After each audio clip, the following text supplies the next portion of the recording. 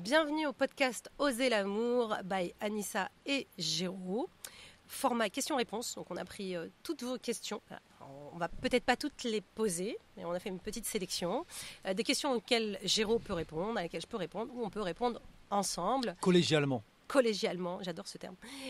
Donc on espère que ça vous apportera des éclaircissements, toujours bien sûr sur le couple, l'amour, l'amour comme état véritable, nature véritable. Qu'est-ce que t'es belle quand même. Ça peut être aussi, Trop belle. ça peut être aussi sur l'entrepreneuriat, des choses comme ça, mais qui sont toujours en lien quand même avec le couple et l'amour, parce que c'est notre sujet de prédilection à toi et moi, n'est-ce pas? À peu près, comme disait quelqu'un de ma famille. Ok, alors première question.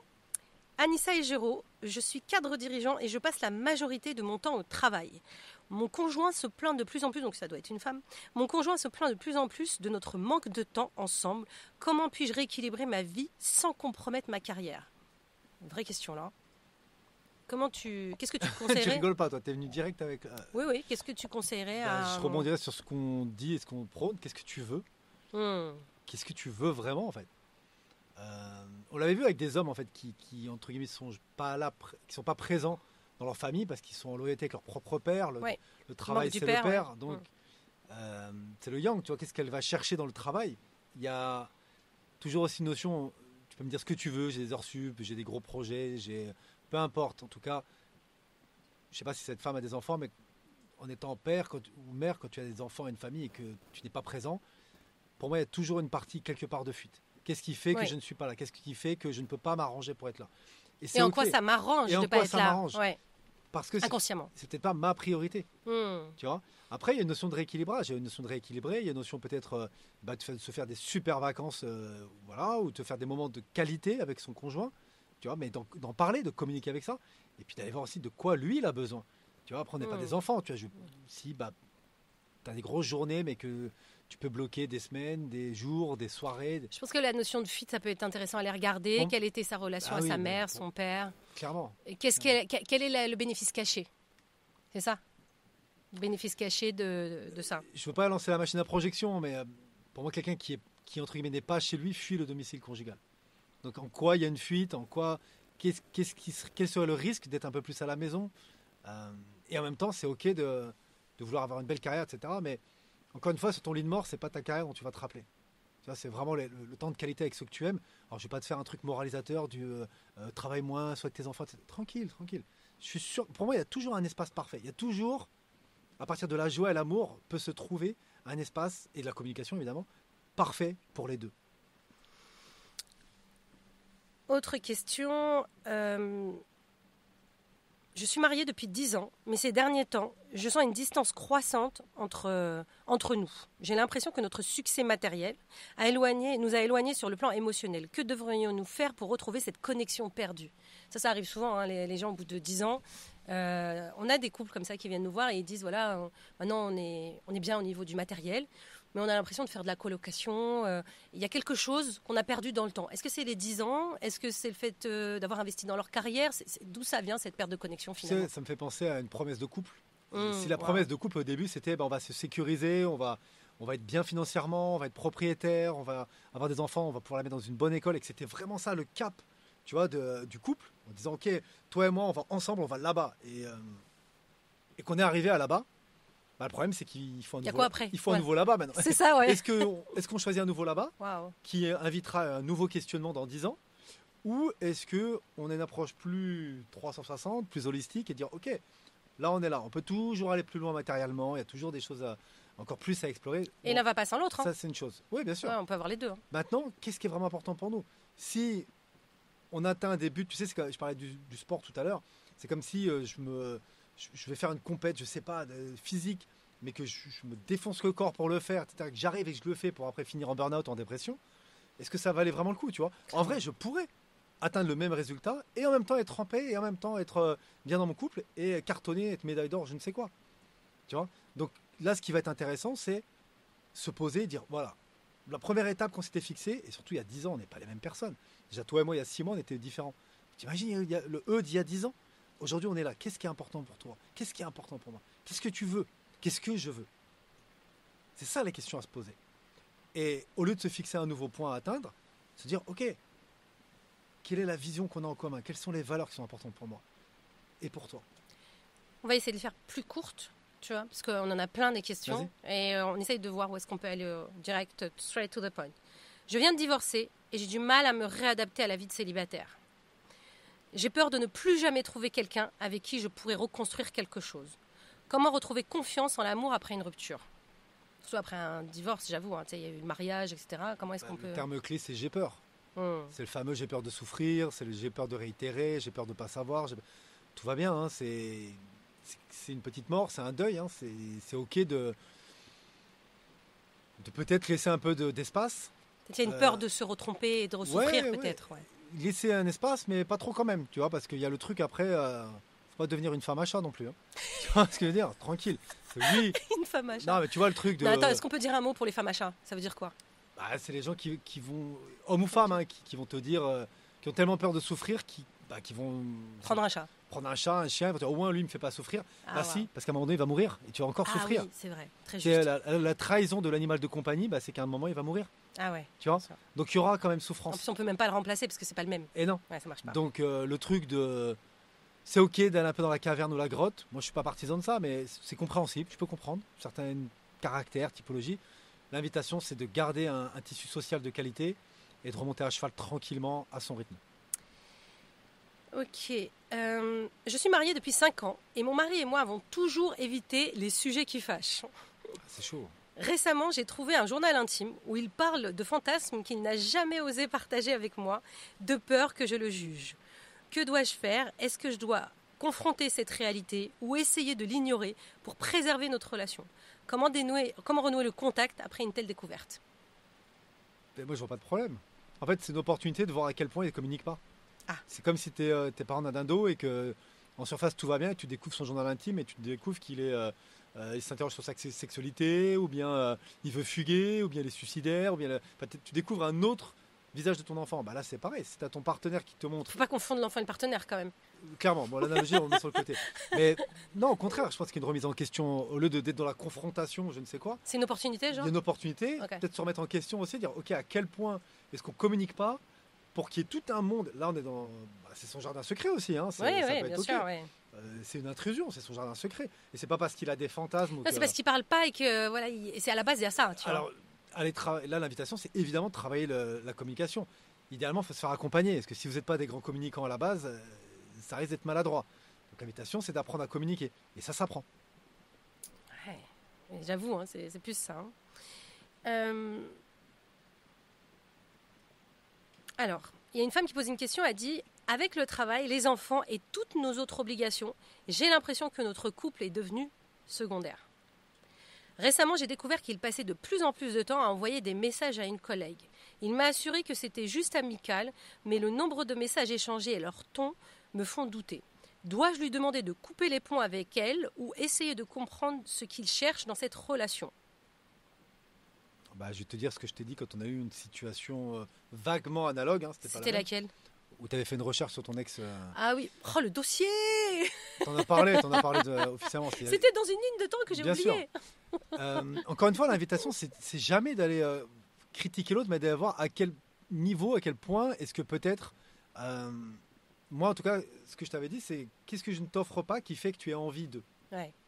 Donc déjà, ça ramène ma responsabilité à moi et ça te renvoie la tienne à toi. Donc l'invitation, c'est qu'est-ce que vous ne faites pas, qu'est-ce que tu ne fais pas. Et certainement qu'il ne le fait pas aussi, hein, parce que si tu prends tes responsabilités, c'est une invitation directe et radicale, parce qu'il prenne ses responsabilités. On est encore dans le manque de communication, on est encore, on dirait un condensé des autres questions. Clairement, quand un homme va voir autre chose, c'est que soit il y a un espace d'ennui, certainement sexuellement ça ne doit pas être flamboyant. Une femme, ça sera pour d'autres raisons, mais ça peut être aussi relativement les mêmes. Une femme qui ne se sent pas vue, entendue, écoutée, aimée, pourra aller chercher ça chez un autre homme. Voilà. Là, un homme qui peut-être s'ennuie sexuellement, se sent pas forcément beau ou attirant, il veut aller tester s'il est encore attirant. Bon, les trucs basiques, hein, c'est la base, quoi, c'est le b.a.-ba, mais l'invitation, c'est d'échanger, de communiquer, mais sans partir dans la confrontation, sans de « Ah, t'as vu ?» tu vois. On dit que les hommes, en fait, je fais une généralité, hein, les hommes peuvent tromper et généralement c'est que physique, c'est qu'ils sont en manque de sexualité vraiment corporelle, j'ai envie de dire, avec leur partenaire. Alors qu'une femme, quand elle trompe, en général, c'est un petit peu sans retour. 9 fois sur 10, parce qu'elle va aller chercher justement de l'attention, de la douceur, et tout. Donc, c'est pas les mêmes tromperies, hein, hommes et femmes. Hein. Le pourquoi varie, en fait, parce qu'on n'a pas forcément les mêmes demandes en tant qu'homme. Tu as fait une vidéo là-dessus qui avait cartonné. Un homme se sent aimé dans sa sexualité. Il va du sexe vers le cœur, et la femme va du cœur vers le sexe. C'est voilà. ça. Donc, c'est schématique, mais c'est un peu ça, ouais. Voilà, donc un homme qui se sent pas aimé dans sa sexualité, alors déjà, ça a aussi à lui de communiquer. C'est un taf à deux, hein, la sexualité dans le couple. Ah bon ? Bah oui, ma chérie. Il y en a qui font l'étoile. Hein. Next. Next. Alors, que faire quand un simple relevé bancaire révèle une trahison bien plus grande que vous ne l'auriez jamais imaginé? C'est un homme qui pose une question et dit « Ma femme a toujours été celle qui gère nos finances. » Ouh là là. Et je lui faisais entièrement confiance. Mais un jour, je suis tombée sur un relevé bancaire d'un compte que je ne connaissais pas, où elle retirait de l'argent régulièrement pour des frais personnels. En creusant, j'ai découvert qu'elle finançait une vie secrète, des cadeaux, des voyages avec un autre homme. Dois-je la confronter et essayer de comprendre pourquoi elle m'a menti? Il y a du niveau chez toi là. T'as vu, c'est impressionnant. Ou est-ce que cette trahison est irrémédiable? Comment gérer cette situation sans détruire notre famille? Chaud, hein? Mais là, il n'y a pas de réponse tac-tac. Là c'est une thérapie. Là, il faut se faire accompagner. L'idée, c'est de voir, en fait, qu'est-ce qu'il faut. S'imagine, c'est un de tes initiés ou c'est dans notre conciergerie spirituelle. Tu vois, il y a quelqu'un qui nous pose cette question par rapport à son couple. Qu'est-ce qu'on pourrait, comment on pourrait l'accompagner là, là-dessus? dans ma tête, ça fuse. Il y a blessure de la trahison, il y a le transgénérationnel, il y a la vie cachée, il y a plein de données là. Il y a le rapport à l'argent. Qu'est-ce qui est possible de faire? Qu'est-ce qui est possible? Mais tout est possible. Ils peuvent rompre, comme ils peuvent rééquilibrer, comme ils peuvent communiquer, comme ils peuvent. C'est quoi l'option? Imaginons que déjà c'est communiquer peut-être. Déjà communiquer pour savoir en fait qu'est-ce qui se passe. Ah, il pourrait aussi ne rien dire. Tu penses? Et faire comme si de rien. S'il pose une question, c'est qu'il veut une réponse. Et je pense oui, mais la réponse, ça peut être. D'ailleurs, c'est cette option-là. Comment tu te sentirais si en fait, qu'est-ce qui s'est passé dans votre couple? Peut-être on pourrait poser cette question-là. Il y a trop de choses là. Il y a lui, la trahison. Il y a le rapport à l'argent. Pourquoi est-ce que c'est la femme qui gère le cordon de la bourse de la famille? C'est vrai. Ouais. D'accord. Pourquoi est-ce qu'il cordon de la bourse? Ouais. Elle est bourse, ouais. Et les bourses. Bah oui, tu vois. Pourquoi est-ce qu'il a donné ses bourses à sa femme? Qu'est-ce qui fait qu'il se déresponsabilise comme ça? Parce qu'en plus, dans l'imaginaire, en tout cas dans mon imaginaire, je verrais trop l'identique il y a 80 ans, mais inversé, tu vois. C'est genre un homme en fait qui a une autre famille en secret, il a une autre famille. C'était un peu le truc, tu vois. C'est ce qu'a fait mon père. Il avait une autre famille à côté. Mais là, c'est un peu tout un tas de codes inversés. Et là, on est dans un truc limite James Bondesque. Il faudrait aller voir. Moi, j'adorerais les avoir en rendez-vous, ces gens-là. Tu vois, pour vraiment poser les choses. Et après, la femme discute avec toi, l'homme vient parler avec moi. Et on va voir, en fait, pour l'instant, la femme, elle ne sait pas. Le système de chacun. Ah oui, mais là. Pour l'instant, justement, c'est ça. C'est quand il y a tromperie, est-ce qu'il faut en parler à l'autre? Ou est-ce que. Non, mais ça ne marche pas sous le tapis, Anissa. Ça peut. Moi, je ne suis pas d'accord avec ça. Mais ça n'a pas l'air d'être OK pour lui. Il n'a pas dit je suis OK. Non, lui, il pose la question, est-ce que je dois la confronter? Ou est-ce que en fait, je pourrais faire les choses différemment? Parce qu'au final, imaginons, il apprend qu'il y a ça. Il peut se poser la question de qu'est-ce qui s'est passé dans notre couple. Il peut dire à sa femme comment est-ce qu'elle se sent. Ouais. Jusqu'à où il va poser ses bourses et il va marcher dessus? Putain, non, c'est pas genre elle a un compte à part pour s'acheter du Vuitton. C'est elle a un compte à part pour faire des trucs avec un autre homme. C'est bien ça? Oui. On est dans un... tous les points de vue j'ai plus de mots là. Tous les points de vue sont bons. Hein. Tous les points de vue sont bons. Okay. D'accord. Mais donc il y a plusieurs options. Voilà. L'idée c'est de voir qu'est-ce que lui veut. J'arrive même pas, je bégaye tellement c'est what the fuck, tu vois. Mais je vois bien, le but c'est pas de confronter, de dire ah t'as vu. Mais par contre à un moment donné c'est viens on se pose. Tu vois. Alors pour la peine c'est une sacrée invitation pour lui à se positionner. Ouais, clairement. Mais si c'était un initié, je l'accompagnerais à se positionner. Voilà, c'est ça. Je dirais pas, vas-y, en mode grenade dégoupillée, et, voilà, il peut faire exploser sa famille. C'est ça. Non, j'accompagne déjà à voir qu'est-ce qui fait que lui, il est dans cette position-là, dans son couple, etc. Financièrement, sexuellement, alors sexuellement, je suis sûr que ça va pas, etc. J'irai voir, en fait, point par point, déjà que lui ait une cartographie de son système à lui dans son couple. Bon courage, Mehdi, pour monter celui-là. C'est ta faute avec tes... Non. Tu nous sors des cas... écoute, hein. Ok. C'est psychopathe ta communauté. Mon partenaire et moi avons des libidos très différentes, ce qui crée des tensions. Comment trouver un terrain d'entente sans frustration en explorant des approches plus conscientes et spirituelles de la sexualité? Bah, c'est vite répondu, comme dirait un grand philosophe. C'est-à-dire Elle l'a dit à la fin. On est en approche peut-être plus spirituelle, plus en conscience, et c'est là qu'ils se retrouveront. Parce que on ne sait pas de quel libido on parle. S'il y en a un qui fait l'amour une fois par mois, qu'en face, t'en as une qui veut 5 fois par semaine en mode BDSM, c'est clair que c'est un grand écart. C'est que ça, on est dans un grand écart. Par contre, mais la réponse est dans la question. Mais il y a différents profils sexuels. Oui, c'est Jaya qui parle de ça. Les sexual blueprints, c'est hyper intéressant. Effectivement, tu as des gens qui sont plutôt kinky, des gens qui sont plutôt hyper soft et lover. Enfin, il y a toutes ça. On a différentes empreintes en fait, et comportements sexuels. On n'a pas tous les mêmes matrices comportements sexuels. Et c'est pour ça qu'avec certains partenaires, c'est hyper fluide. Avec d'autres, c'est pas que c'est pas possible. C'est juste qu'il y a une mise au diapason, une harmonisation qui est à faire. Voilà. Mais justement, c'est super puissant ce que tu dis là, parce que je pense que comme les intelligences multiples, il y a plein de gens qui ne savent pas qu'il y a des sexualités multiples. Parce que pas multiples avec plusieurs partenaires. mais si je sais que ma façon à moi de faire l'amour, c'est comme ça, et j'aime recevoir et donner comme ça, et si je sais que ma partenaire, elle, c'est comme ça et comme ça, je sais ce que je peux lui donner, et je sais ce que j'aimerais recevoir. Déjà, j'ai une cartographie plus claire. C'est comme tout, en fait. Oui, mais ça veut dire que le mythe de la compatibilité sexuelle s'effondre. Parce que ça veut dire qu'en réalité, c'est juste une connaissance qui fait qu'à un moment donné... C'est comme tout, non? Une fois qu'on a des outils et que... Oui, bien sûr, mais... Il y a une partie au début mentale et je comprends, donc je peux l'incarner et le vivre. Donc ça veut dire qu'en réalité, dans un couple, tout est mouvant. C'est-à-dire que je peux très bien ne pas m'entendre sexuellement au début et en fait apprendre à me connaître. Mais t'as vu toutes les phases qu'on a eues? Oui, non, mais toi et moi. T'as vu les phases qu'on a eues, s'il te plaît? On a fait. C'est Tonnerre de Zeus. D'ailleurs, Tonnerre de Zeus, c'est une nouvelle. Hein.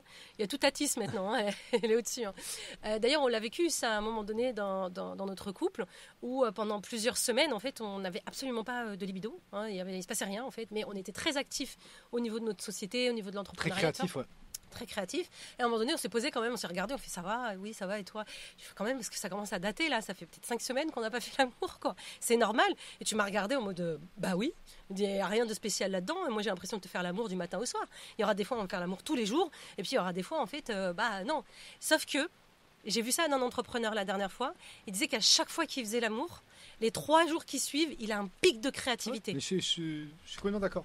Ah. Tu vois, comme quoi, moi, on a testé ça, tu vois. Et c'est vrai que quand on n'avait plus d'intimité, il y avait quand même quelque chose qui manquait. Et je suis complètement d'accord. Sinon, on n'en aurait pas parlé. Mais encore une fois, c'est se connecter en conscience. Mais d'ailleurs, tiens, il y a quelqu'un qui pose cette question. Il dit, je suis très absorbé par mon travail. Je pense que c'est un homme. Je suis très absorbé par mon travail, ce qui impacte ma disponibilité émotionnelle et sexuelle. Voilà. Comment concilier une carrière exigeante avec une vie sexuelle épanouie tout en restant connecté à moi-même, quoi. Parce que là, il a l'impression, à mon avis, d'être au four et au moulin. Parce que parfois, quand tu es concentré dans ton travail, qu'est-ce qu'il y a? Non, j'ai des blagues qui venaient en tête. Vas-y, c'était quoi ta blague? Rentre te taper la meunière. Encore une fois, c'est une question de priorité. Tout mettre à fond sur une carrière pour que ce soit le couple qui casse, ce serait dommage. Tu vois. Moi, je sais que dans notre cheminement, c'est parce que notre couple est bien portant que nos activités derrière marchent bien. Ça va avec. En fait, c'est l'inverse. C'est parce qu'à la maison, tout se passe bien et que c'est waouh. Après, il y a des hauts, il y a des bas, il y a de tout, hein, comme tout le monde. Mais c'est parce qu'à la maison, c'est un socle puissant que je peux me déployer entrepreneurialement. Et c'est toujours le conseil, enfin, c'est pas le conseil, mais le partage. C'est le partage que je fais. C'est ce que j'incarne tant bien que mal, autant que je peux auprès des initiés. C'est parce que tu as un socle solide. Encore une fois, quand vous passerez de l'autre côté, vous vous rappellerez pas, vous n'allez pas être en joie parce que vous avez signé un gros contrat il y a 30 ans. Ce qui va vous mettre en joie. On peut avoir les deux, encore une fois. On peut avoir les deux, c'est vrai. Mais si c'est ça au détriment d'avoir vu vos enfants grandir, d'avoir une vie passionnante avec votre femme, non, je préfère avoir. J'aime bien ce que dit Gareth J. White, have it all. Tu peux tout avoir. Tu peux avoir une carrière qui est waouh, mais là, encore une fois, à partir de la joie, te positionner oui ou non. Il y a peut-être des voyages d'affaires que tu ne feras pas parce que tu choisiras d'être en joie avec ta famille, parce que c'est l'anniversaire de toi et de tes enfants. Enfin, peu importe, toute ta femme. Et à un moment donné, il y a des choix à faire. Bonjour Anissa. Comment trouver un nouveau partenaire de vie à 40 ans? Je suis séparée depuis 9 ans, relation de 19 à 32 ans. Il m'a quitté en prétextant qu'il voulait autre chose, en mode crise de la quarantaine, avant l'heure, et que je n'étais pas assez, alors qu'il m'a toujours valorisée pendant 12 ans. Cela m'avait anéanti à l'époque. J'avais confiance pour découvrir la vérité, et il m'a effectivement trahi et abandonné pour une autre. Merci d'avoir pris le temps de me lire. Et donc la question, c'est quoi? Bah, la question, c'est comment aujourd'hui trouver un partenaire de vie à 40 ans. Elle pense que une fois que tu as 40 ans, en fait, c'est hyper compliqué en tant que femme. Tu vois, surtout qu'elle a fait 19-32. Tu vois, et depuis, elle n'a plus jamais fait confiance parce qu'en plus, il l'a trahi. Donc peut-être l'invitation dans un premier temps, quand il y a tromperie, c'est de se dire pourquoi est-ce que j'ai attiré un partenaire qui me trahit finalement? Pourquoi est-ce que je pense qu'à 40 ans, je suis périmée, tu vois, par exemple, il y a de ça. Hein, c'est, À 19 ans, tu es un gamin, toutes les cellules ne connectent pas encore. Tu es un enfant à 19 ans. Donc c'est OK de commencer tôt, mais c'est le risque des couples qui commencent tôt, c'est que on évolue. C'est qu'entre 19 et 32, il y en a des choses qui changent. On change, on évolue, on change. C'est aussi pour ça que toi et moi, on a commencé vraiment et que j'ai... Il n'y a pas une fois où je me dis j'aurais aimé faire ça. J'ai vécu avant, tu vois, donc et j'adore avoir vraiment commencé avec toi dans ma trentaine. Mais qu'est-ce que tu penses des femmes qui pensent justement qu'à 40 ans, en fait, c'est compliqué de trouver l'amour? Ma mère s'est remariée à plus de 70 ans. Tu vois, mon père a 62 ans, donc moi, ce système d'âge, je ne le vois pas. Ouais. Les femmes, en plus, est-ce qu'une t'en es la preuve. Ah oui, c'est vrai. Une femme de 44 ans qui est magnifique. Et tu as combien d'hommes qui adorent les femmes matures, tu vois, qui aiment les femmes 40, 50 ans. C'est... Est-ce qu'il y a une complexité en fait pour une femme de retrouver un partenaire parce qu'elle est par exemple mère célibataire? C'est leur croyance. Vraiment une croyance là-dessus. C'est leur croyance. T'as X hommes qui vont te dire le discours classique, non, si c'est pas le mien, j'en veux pas, je m'en occupe. Et t'as d'autres hommes qui vont dire, y a pas de problème.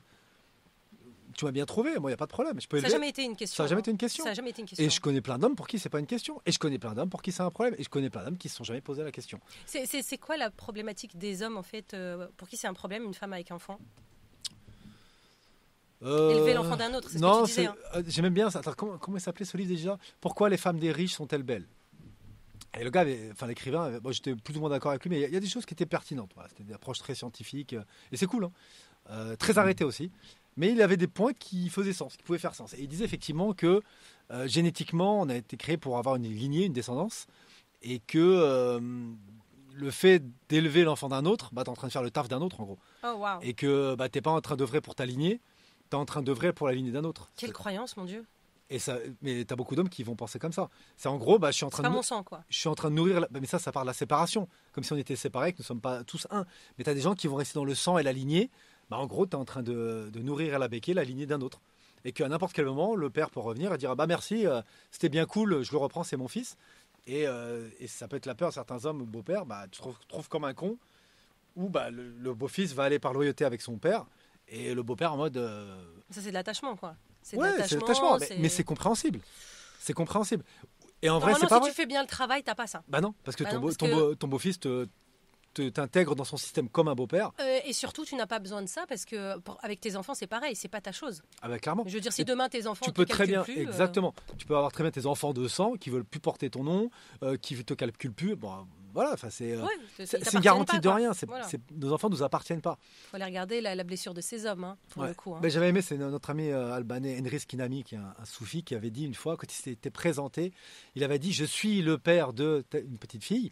Et il a dit, j'insiste sur le je suis. Et il dit, je ne dis pas, j'ai une fille. Tu vois, ça lui appartient pas. C'est dire, je suis le père plutôt que j'ai une fille. Ce n'est pas de la possession, ce n'est pas de l'avoir. Ça, j'ai répondu. Alors, pourquoi ai-je l'impression de tout porter seul alors que nous sommes censés être une équipe? Et si cette charge cachait un désir d'évasion, voilà ce qu'elle pose comme question. Elle dit, je me sens souvent submergée par la gestion de notre vie quotidienne, comme si la charge mentale reposait uniquement sur moi. Un jour, il a avoué qu'il avait envisagé de tout quitter, de partir loin, sans rien dire pour se libérer de cette pression. Dois-je prendre cette confession comme une alarme sérieuse pour notre relation? Que faire pour alléger cette charge mentale et éviter la séparation? Ah, mais il y a qu'un truc qui clignote, c'est maman, petit garçon, maman, petit garçon. Okay. J'entends que ça, c'est maman, petit garçon. Donc en gros, il y a une confusion des rôles. Quoi. Elle n'a pris la charge que parce qu'elle en avait parce qu'elle a accepté, tu vois, pour peu qu'elle soit dans le sacrificiel. C'est dur, ce que tu dis. Pour peu qu'elle soit dans le sacrificiel ou en mode maman. Et puis enfin, c'est un petit garçon qui projette et qui. C'est un classique qu'on a vu, entendu souvent, tu vois, et pour aller vivre la vie d'Aloca, quoi. Donc c'est un travail de couple. Il faut repositionner les polarités, rééquilibrer, aller voir la vie sexuelle. Parce que, tu parles beaucoup de la vie sexuelle, c'est essentiel dans un couple. Mais bien sûr, parce que la vie sexuelle est un curseur. Enfin, les gens disent oui, on a un truc platonique. Ok, d'accord, mais bien sûr, tu lis un cours en miracle et l'univers disparaîtrait. Ils te diront que le corps, la vie sexuelle, même ça, On s'en fout. c'est du polichinelle en vrai, tu vois. Mais en attendant, dans notre cheminement, dans cette expérience, la vie sexuelle, pour moi, est un baromètre. Plaisir. Ouais, et puis c'est un sacré baromètre. Hein. C'est un sacré baromètre qui dit où on en est. Même là, j'avais vu une étude qui montrait les différentes positions quand on dort. Il montrait d'en haut, en fait, un couple, comment ils dorment, et la façon de dormir. Et c'est tellement vrai. Bah, tu le vois dans les films américains, c'est classique. C'est je veux pas ce soir, je veux pas que tu me touches, je me tourne. Tu vois. Et d'autres couples qui sont imbriqués complètement, d'autres qui sont face à face, d'autres dos à dos, d'autres complètement éloignés, d'autres encore qui font chambre à part. Enfin, tout parle de nous. Donc là, pour ce couple, je serais curieux de voir leur vie sexuelle, je serais curieux de voir la maman de ce monsieur. Et à un moment donné, il faut redistribuer les cartes, là, ça va pas du tout. Et puis ça se trouve, c'est voué à s'arrêter aussi. Hein. Aussi. Invitation Oui. à se faire accompagner. Bah, nous, ça nous est arrivé plein de fois d'accompagner des couples à se séparer, mais de se séparer tranquillement parce que dans la conciergerie, on a souvent des entrepreneurs.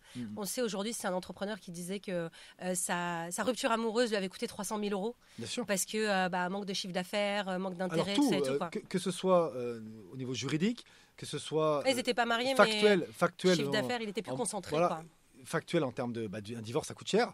Il y a tout aussi les dommages collatéraux au niveau émotionnel, affectif avec les enfants, etc. S'il y a des enfants, mais surtout, c'est le manque de présence en fait. Quand t'es en pleine... Alors tu peux te mettre à fond dans le travail et dans déni d'eux, mais là c'est au risque de burn-out et d'autres choses. Mais c'est le coût émotionnel, affectif, en termes de présence. Et le manque de présence et de clairvoyance peut amener à faire des mauvais choix. Et puis c'est là où tu as les fameuses lois des séries, tu vois. D'ailleurs, on parlait d'Elon Musk. Hein, on disait un tweet après sa séparation avec Amber, ça avait coûté 40 millions de dollars à son entreprise. Pourquoi est-il si facile de se perdre dans les comparaisons et comment en sortir? Alors, il y a écrit, dans notre couple, je me surprends souvent à comparer notre relation à celle de nos amis ou à ce que je vois sur les réseaux sociaux. Cela crée des tensions entre nous, car mon mari sent que je ne suis jamais satisfaite. Un jour, il m'a avoué qu'il avait commencé à fréquenter des sites de rencontres pour voir si l'herbe était plus verte ailleurs, sans jamais franchir le pas. Je suis dévastée, je ne sais plus quoi faire. Dois-je essayer de l'attirer de nouveau vers moi ou le laisser partir? Et comment retrouver la confiance après cette révélation? Non, je ne sais pas, tu répondrais quoi, toi? En fait, je me poserais la question déjà, pourquoi est-ce que j'ai eu ces doutes-là dès le départ? Parce qu'au final, comme elle a commencé à se comparer, nous on croit qu'on crée notre réalité. Je pense que la réalité lui a confirmé en fait ses propres croyances, ses propres méfiances. Donc pourquoi est-ce qu'à un moment donné elle se dit voilà, il y a des gens qui sont mieux que nous, voilà, on sait très bien que sur les réseaux sociaux il y a ce qu'on montre, il y a ce qu'on montre pas. Mais comme c'est sa croyance, il y a ce qu'on montre et à qui on est. Voilà, c'est ça. Il y a ce qu'on montre, est-ce qu'on part à ça? Donc forcément dans sa vie privée, à un moment donné elle va avoir la confirmation de, tu vois. Et la problématique c'est pas ce qui se passe avec son partenaire, la problématique c'est la création à laquelle elle croit. C'est ça le truc. Hein. Et là, donc, du coup, est-ce que qu'est-ce que je dois faire? Corriger en fait ta croyance. Arrête de croire que ton mari va aller voir ailleurs. Et là, en plus, il n'y a rien. Elle peut encore agir dessus. C'est comme les femmes hyper jalouses qui vont être tellement jalouses qu'elles vont pousser leur homme au final à les tromper. C'est ça. Pour confirmer leur système. C'est ça. Parce qu'elles sont tellement relous, tellement fliquées qu'elles vont créer ce qu'elles craignent. Ouais, et puis rappeler que le manque de confiance, la jalousie, c'est le manque de confiance en soi. Et puis c'est de l'immaturité aussi. Ouais, c'est de l'immaturité. Et derrière, en fait, effectivement, l'homme, il peut faire ce qu'il veut. Et d'ailleurs, c'est valable dans l'autre sens. Tu n'arriveras pas à rassurer l'autre sur ses propres névroses. C'est clair. Parce que la croyance va être sur « j'ai peur d'être abandonné parce que je ne suis pas assez bien ». Au final, ça va donner je me sens abandonné ou je suis abandonné. Et au final, en fait, on ne s'en sort pas. C'est une boucle sans fin. Donc, la seule façon de s'en sortir, c'est de prendre en charge ses propres croyances, qui sont des manifestations directes dans notre réalité, et de commencer à bouger ces croyances. On parlait des lignes de temps, de bouger ces croyances pour créer une nouvelle réalité. Ça marche, ça? Bon, super. Comment tu te sens? J'ai chaud. J'ai chaud. Ouais, ça y est. Ok, les questions étaient intenses en même temps. On vous remercie d'avoir suivi ce Oser l'amour spécial questions-réponses. On en fera d'autres, bien évidemment, parce que je sais que c'est un de vos formats préférés. En attendant, continuez à suivre Géraud sur Géraud Déléa sur Instagram. Et donc, nous, on se retrouve sur ma chaîne.